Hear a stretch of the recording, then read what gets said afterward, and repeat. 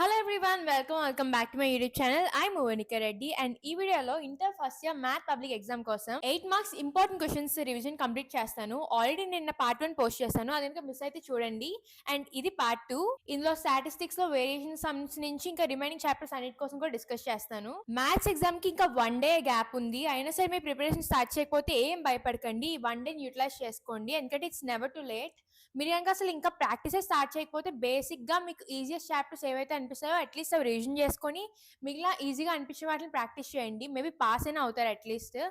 మ్యాథ్స్కి వచ్చేసి ఎక్కువగా భయం వల్లే ప్రాక్టీస్ చేయడానికి కూడా భయం వేస్తుంది, కానీ మీరు అనుకుంటే పాస్ అయినా అవ్వచ్చు, ఎందుకంటే 8 మార్క్స్ చాలా ఈజీగా ఉన్నాయి. ఇంకా 4 మార్క్స్ కూడా వీటి బేస్ చేసుకొని ఇంకా ఈజీ చాప్టర్స్ కూడా ఉన్నాయి కాబట్టి 2 మార్క్స్ 4 మార్క్స్ కూడా మనం కవర్ చేయొచ్చు. ఇంకా 1 డే ఉంది కదా అని భయపడకుండా ఈ 1 డే కూడా ప్రాక్టీస్ చేయండి. మనందరూ బాగా రాస్తామని అనుకుంటున్నా. ఇంకా లైట్ చేయకుండా వీడియోలోకి వెళ్ళిపోదాం. స్టాటిస్టిక్స్ లో ఇంపార్టెంట్ క్వశ్చన్స్ లో mean deviation about mean deviation about median ఉంటాయి.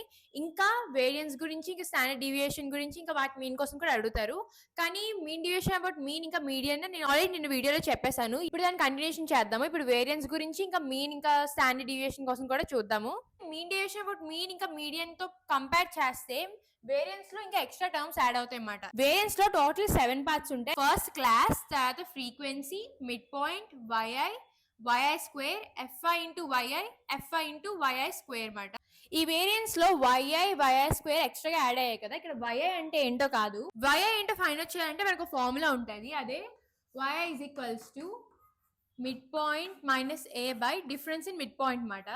ఇక్కడ ఏ అంటే అజ్యూమ్డ్ మీన్. అంటే ఏంటి, నార్మల్ గా ఫ్రీక్వెన్సీ ఉంటది కదా, సో ఫ్రీక్వెన్సీకి అలా మిడ్ పాయింట్ కూడా మనం ఫైండ్ అవుట్ చేస్తాం కదా. For example X, Y, Z, A, B అనుకుందాం. ఇక్కడ మిడిల్ టర్మ్ అయితే ఏదైతే ఉందో, అంటే వచ్చిన మిడ్ పాయింట్స్ లో మధ్యలో ఏదైతే ఉందో దాన్ని మనం అజ్యూమ్డ్ మీన్ గా తీసుకుంటాం అన్నమాట. సో అక్కడ ఏ వాల్యూ ఏమొస్తుంది అంటే ఆ మిడిల్ వన్ వస్తుంది. ఇంకా ఇక్కడ X, Y, Z, A, B ఏవైతే ఉన్నాయో ఇక్కడ మిడ్ పాయింట్స్ కి కామన్ డిఫరెన్స్ అయితే ఏదైతే ఉంటుందో అంటే ఎక్స్ మైనస్ వై ఈక్వల్స్ తో ఒక వాల్యూ వస్తుంది కదా, దాన్ని సి అనుకుందాము. ఇంకా వై మైనస్ జెడ్ కూడా అదే వాల్యూ వస్తుంది, అది కూడా సిఏ. సో దాన్ని ఈ డినామినేటర్ లో వేస్తాం అన్నమాట. అంటే xi మైనస్ ఏ, ఇక్కడ కామన్ డిఫరెన్స్ మనం ఏమనుకున్నాము, ఈ మిడ్ పాయింట్స్ కి సి అనుకున్నాం కాబట్టి yi ఈజ్ ఈక్వల్స్ టు అది అవుతుంది. సో ఇలా చేస్తే మనకి yi వస్తుంది. ఆ తర్వాత yi వచ్చిన వాల్యూని స్క్వేర్ చేయాలన్నమాట. yi మనకి ఒక 4 వచ్చింది అనుకోండి, దాని స్క్వేర్ 16 అవుతుంది అన్నమాట. అదే yi స్క్వేర్ 16 అవుతుంది. సో ఇలాగా yi స్క్వేర్ తర్వాత ఫ్రీక్వెన్సీతో ని మల్టిప్లై చేసి, ఆ తర్వాత ఫ్రీక్వెన్సీతో yi స్క్వేర్ వాల్యూ ఏదైతే ఉందో దాన్ని మల్టిప్లై చేసి మనకి టోటల్ గా 7 వస్తాయి. ఇందులో మీన్ డివియేషన్ అబౌట్ మీన్ లో ఇంకా మీడియన్ లో 6 వస్తాయి. ఏంటి, class, frequency, mid point, fi, xi, ఇంకా xi మైనస్ ఎక్స్ బార్ లేదంటే xi minus median, fi into xi minus X bar లేదంటే fi into xi minus median. ఇంకా క్యూములేటివ్ ఫ్రీక్వెన్సీ కూడా మీడియన్ లో ఉంటది. కానీ ఇందులో ఏంటి, టోటల్ గా 7 వచ్చాయి, చెప్పా కదా ఇవే ఉంటాయి. సో ఇదంతా మీరు చూసుకొని కరెక్ట్ గా క్యాలిక్యులేట్ చేయాలి. ఇప్పుడు నేను క్యాలిక్యులేషన్ ఎలాగో చెప్తాను.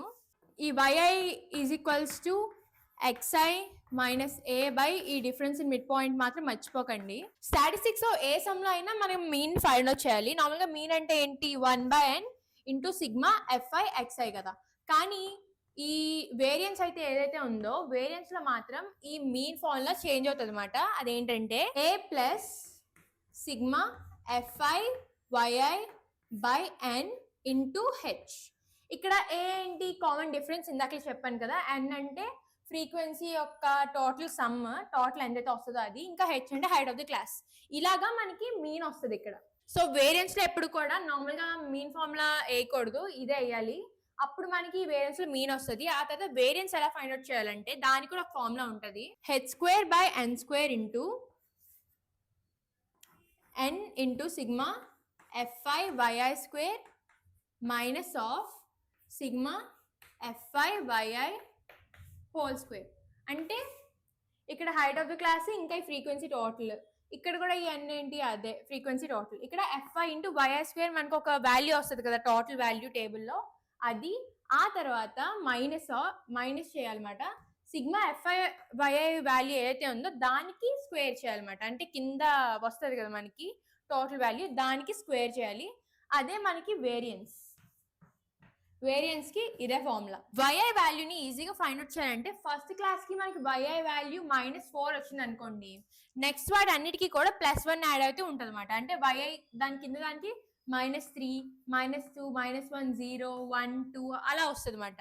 అదే 1 వచ్చింది అనుకోండి 2, 3, 4, 5 అలా అవుతుంది అనమాట. అంటే yi వాల్యూ ఎప్పుడు కూడా ఒకటి యాడ్ అవుతూ వస్తుంది కింద వరకు క్లాస్ వెళ్ళేసరికి. సో ఇలాగా మీరు క్యాలిక్యులేట్ చేసిన తర్వాత రైట్ వచ్చిందో రాంగ్ వచ్చిందో అని ఒకసారి క్రాస్ చెక్ చేసుకోండి. అంటే ఇంకా వేరియన్స్ లో కూడా టేబుల్ కరెక్ట్ గా వేసుకొని వాల్యూస్ కరెక్ట్ గా క్యాలిక్యులేట్ చేసుకొని వేసుకుంటే మాత్రం మీకు ఫుల్ మార్క్స్ వచ్చేస్తాయి.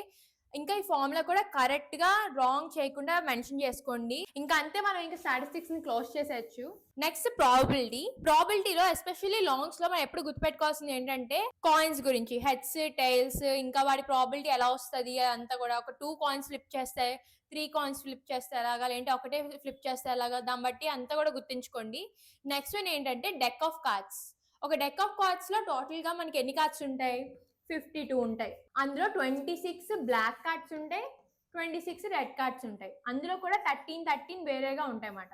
అంటే హార్ట్స్, స్పేడ్స్, డైమండ్స్, ఇంకా క్లబ్స్, ఇలాగా మనకి ఒక్కొక్క కలర్ లో 26 ఉంటాయి ఈచ్. ఇంకా వాటిలో కూడా 13 డిఫరెంట్ వన్స్ ఉంటాయి. సో టోటల్ గా 52 ఉంటాయి. అది మీరు బాగా గుర్తుంచుకోండి. సో ప్రాబిలిటీ క్యాలిక్యులేట్ చేయడానికి ఈజీగా ఉంటది. ఇంకా మనకి ఒక్కొక్క టైప్ ఆఫ్ ఇది ఉంది కదా, క్లబ్స్, స్పేడ్స్, డైమండ్స్, హార్ట్స్, ఇంకా ఒక్కొక్క దాంట్లో కూడా ఒక్క ఏస్ కార్డ్ ఉంటుంది. సో టోటల్ గా మనకి అన్నిట్లో క్యాలిక్యులేట్ చేస్తే టోటల్ గా 4 ఏస్ కార్డ్స్ ఉంటాయి.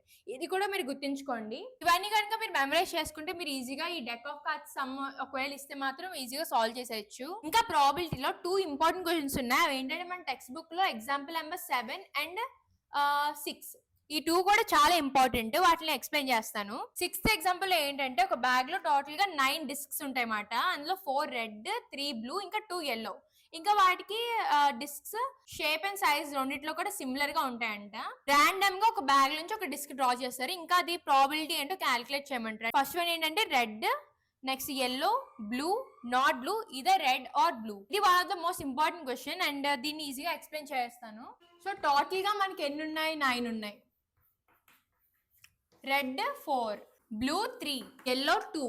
ఇంకా వాళ్ళు ఫస్ట్ ఏం అడిగారు? ప్రాబిలిటీ రెడ్ కి క్యాలిక్యులేట్ చేయమని అనమాట. సో రెడ్ ప్రాబిలిటీని P of A అనుకుందాం. ప్రాబిలిటీ ఫార్ములా ఏంటి? Number of favourable outcomes by number of total outcomes. So 4/9, P of A = 4/9 అంతే. ఇది మీరు ఇంకా బాగా రాయాలి, అంటే ఇంకా డీటెయిల్ గా మెన్షన్ చేయాలి, డైరెక్ట్ గా వేసేయకూడదు. నెక్స్ట్ వన్ yellowకి ప్రాబిలిటీ, ఇది కూడా అంతే, P of B అనుకుందాము. yellowని 2/9, ఎందుకంటే number of favourable outcomes by number of total outcomes. ఇంకా థర్డ్ వన్ ఏంటో చూద్దాము. థర్డ్ వన్ ఏం అడిగారు వాళ్ళు? బ్లూ అడిగారు. బ్లూ ఏంటి? 3/9 కదా, number of favourable outcomes by number of total outcomes. ఇంకా 3/9 అంటే 1/3 కాబట్టి మనకి అక్కడ ప్రాబిలిటీ ఏంటి అవుతుంది అంటే 1/3. ఇంకా ఇప్పుడు ఫోర్త్ వన్ చూద్దాము. ఫోర్త్ అండ్ ఫిఫ్త్ వన్ కొంచెం డిఫరెంట్, ఇవి ఎవరైనా చేసేస్తారు కానీ. ఫోర్త్ వన్ ఏంటంటే మనం ప్రాబిలిటీ నాట్ బ్లూ ని క్యాలిక్యులేట్ చేయాలన్నమాట. సో ఇలా ఎప్పుడైతే ఇచ్చారో నాట్ బ్లూ అని మెన్షన్ చేస్తారు అనుకోండి, పర్టికులర్ గా అది కాదు అని మెన్షన్ చేస్తే 1 మైనస్ దాని క్వశ్చన్ ప్రాబిలిటీని క్యాలిక్యులేట్ చేస్తాం అన్నమాట. 1 మైనస్ ఇక్కడ ఏంటి వచ్చింది మనకి? బ్లూకి 1/3 వచ్చింది కదా, P of C మనకి 1/3 వచ్చింది కాబట్టి 1 మైనస్ 1/3 చేస్తాం. అప్పుడు ఏమొస్తుంది? 2/3. సో అప్పుడు మనకి నాట్ బ్లూ అనే దానికి ప్రాబిలిటీ ఏంటి వచ్చింది? 2/3 వచ్చింది. అంటే ఎవ్రీ 3 balls లో 2 balls బ్లూ కలర్ కానివే వస్తాయని ప్రాబిలిటీ చెప్తున్నమాట. ఇంకా ఫిఫ్త్ వన్ ఏంటి చూద్దాము. ఫిఫ్త్ వన్ ఏమడుతుందంటే probability either red or blue, అంటే రెడ్ అయినా బ్లూ అయినా రెండిట్లో ఏదైనా వచ్చినట్టు ప్రాబిలిటీ క్యాలిక్యులేట్ చేయమంటుంది. సో ఇది P of A కదా, ఇంకా ఇది P of C గా తీసుకున్నాం మనం. ఇంకా ఇది P of B. సో మనం ఏం చేస్తామంటే P of A union C అవుతుంది అనమాట, ఎందుకంటే ఇది కాబట్టి. So P of A union C అంటే P of A plus P of C. మనం ఆల్రెడీ ఇందాక క్యాలిక్యులేట్ చేసాం కదా, P of A ఎంత? P of A 4/9, ఇంకా P of C 1/3. దీన్ని క్యాలిక్యులేట్ చేసి సాల్వ్ చేస్తే మనకి ఆ ప్రాబిలిటీ కూడా వచ్చేస్తుంది. ఇంకా నెక్స్ట్ వన్ ఏంటంటే ఎగ్జాంపుల్ 7. ఎగ్జాంపుల్ 7 లో ఏంటంటే ఇద్దరు స్టూడెంట్స్ ఉంటారు, వాళ్ళిద్దరు ఒక ఎగ్జామ్ రాస్తారు అనమాట. సో అందులో ఇద్దరు క్వాలిఫై అవ్వరు, లేదంటే ఒకరు క్వాలిఫై అవ్వరు, లేదంటే ఒకరైనా క్వాలిఫై అవుతారు అని అడిగారు ప్రాబిలిటీని ఫైండ్ అవుట్ చేయడం. ఇది కూడా సేమ్ అంతే, ఈజీగా మీరు ఒకసారి మీ నోట్స్ అయినా లేదంటే మీ మెటీరియల్ తీస్తే మీకు అర్థమైపోతుంది. ఎగ్జాంపుల్స్ లో ఈ 2 చాలా ఇంపార్టెంట్. ఇంకా చెప్పా కదా కాయిన్స్ గురించి, ఇంకా కార్డ్స్ గురించి, ఇంకా అలాంటి సిమిలర్ సమ్స్ ఏమైనా ఉంటే అవన్నీ కూడా చూసుకోండి. ఇంకా ఇంపార్టెంట్ అనే కాదు, మీరు ఇంకా ఒకవేళ ఫుల్ మార్క్స్ స్కోర్ చేద్దాం అనుకుంటే, బేబీ బుల్లెటా, ఇదా, అదా అని నాకు అడుగుతున్నారు.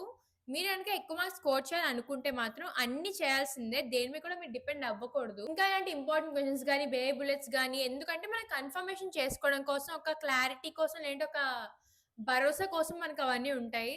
సో, మీరు దేని మీద కూడా డిపెండెంట్ అయిపోకండి కంప్లీట్‌గా. సో, ఇప్పుడు మనకి relations and functions, sequence and series, statistics, probability అన్నీ అయిపోయాయి కాబట్టి 4 అయిపోయినట్టే. ఇంకా ఒకటి మాత్రం చేయాలి.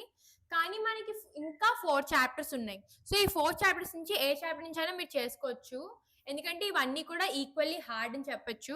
ఇప్పటివరకు చెప్పిన అన్ని కూడా ఈజీవే. ఒకవేళ గనుక మీరు లిమిట్స్ అండ్ డెరివేషన్ చేద్దాం అనుకున్నారనుకోండి, అదంతా కూడా బేసిక్ ట్రిగ్నోమెట్రీ మీద, ఆల్జీబ్రా మీద, రాషనలైజేషన్ ఇంకా ఫ్యాక్టరైజేషన్ మీద డిపెండ్ అయి ఉంటది కాబట్టి, వాటి ఐడెంటిటీస్ అన్నిటిని కూడా బాగా చదవండి. లిమిట్స్ అండ్ డెరివేషన్ ఒకవేళ ఇంకా మీకు అస్సలు రాకపోతే వేరే దాని మీదకి వెళ్ళండి. ఎందుకంటే అది బాగా అర్థమైతే కానీ చేయలేము. నెక్స్ట్ మనకి కోనిక్ సెక్షన్స్ ఇంకా స్ట్రెయిట్ లైన్స్ అండ్ ట్రిగ్నోమెట్రీ ఉన్నాయి. ఈ 3 కూడా ఫార్ములా బేస్డే, పెద్ద పెద్దవి ఉంటాయి. ట్రిగ్నోమెట్రీ మాత్రం మీకు గనుక ఫార్ములాస్ వచ్చేసి ఈజీగా చేసేయచ్చు.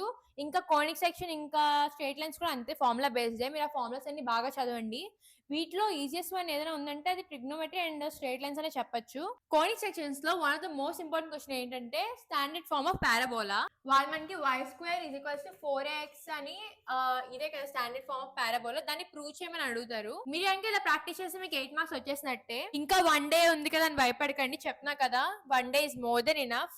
మీరు గనక ఓకే అనుకుంటే మాత్రం భయపడకుండా 1 డేని కూడా యూటిలైజ్ చేసుకొని బాగా ప్రాక్టీస్ చేయండి. మీకు గనక y² = 4ax standard form of parabola మీద ఇంకా వెల్ డీటెయిల్ ఎక్స్ప్లెనేషన్ కావాలంటే కామెంట్ చేయండి. I'll make video on that.